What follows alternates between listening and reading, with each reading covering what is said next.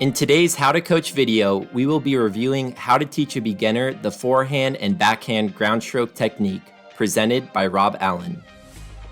So once the kids have started to develop ability to rally, to track the ball and tap it, we're going to start building on that with some more groundstroke technique.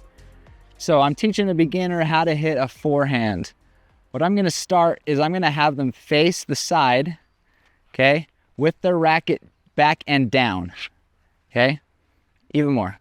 Put it down. Yep, right there. A lot of kids, you'll tell them to put their racket down and they'll be like, it is down, right?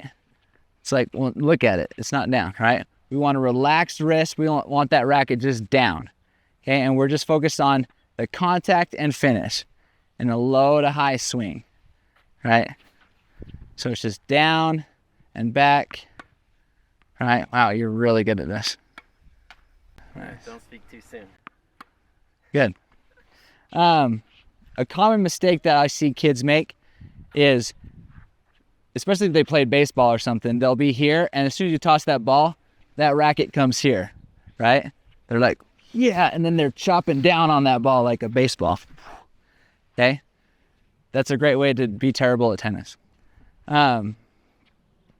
So making sure they keep that racket down. They don't go any further back. They don't go up. It's just forward and up. Right here, forward and up. Another common mistake that I see is they'll lead with the elbow and open up their racket, right? And get like a weird backspin or a side spin, right? One thing that I've seen help with that is I talk about pat the dog. Right, so instead of just being open here, back and down, I have them close their racket face. Call that pat the dog. Right, and then from here, I don't even have to talk about topspin. It almost comes naturally as they bring their racket up from this position. Right, so let's work on that for a second. So good, pat the dog, nice and relaxed, and forward and up. Very good.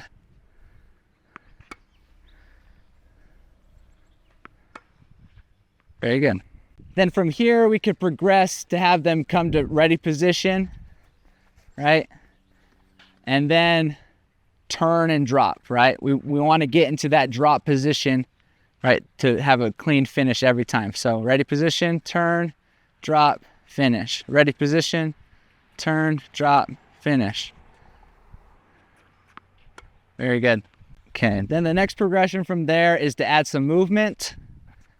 Right, so I might toss it a little wider and make them move, and then, but still thinking we need to turn and get to that pat the dog position before we make contact. So, good. Very good. So we're moving through these progressions obviously very quickly. If they're beginner leveled or not very coordinated or just new to tennis, each of these steps will take a long time, not 3 seconds, but more like, 30 minutes. All right, moving on to the backhand.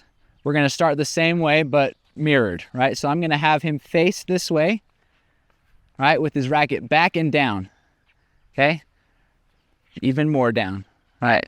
There you go. That's where I want it. Especially for a beginner, I want them to feel that racket drop, right? Nice and relaxed, okay? Very good.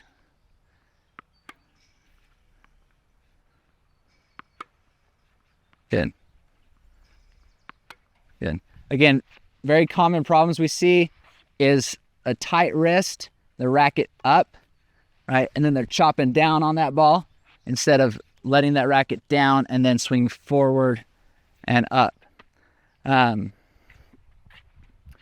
With drills like this doesn't have to be a coach-fed drill, right? If I have a team, I don't want to have a line of 20 kids and I'm tossing 2 balls, right? So instead, I'm going to have kids partner up or get in groups of 3 or 4.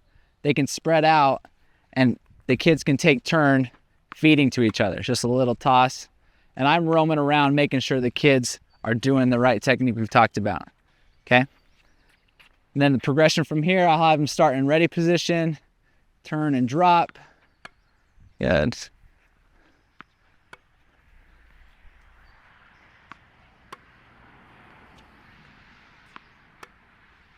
And then I'm gonna have him move, right? We're gonna add some footwork. Turn and drop. Good.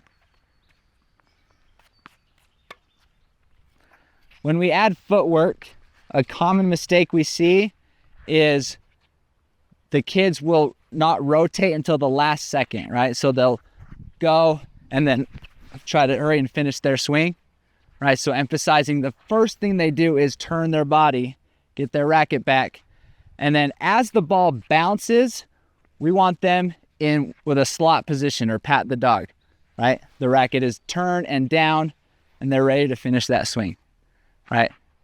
If they're still here and the ball's bounced, they're late, right? We want to be here as the ball bounces, okay? So to help the kids generate top spin, we already talked about making sure they start and pat the dog, right? And not with an open face. If they can start there consistently, that's half the battle of top spin, right? And then helping them understand the follow through, brushing over that ball, okay? Not finishing with an open racket face.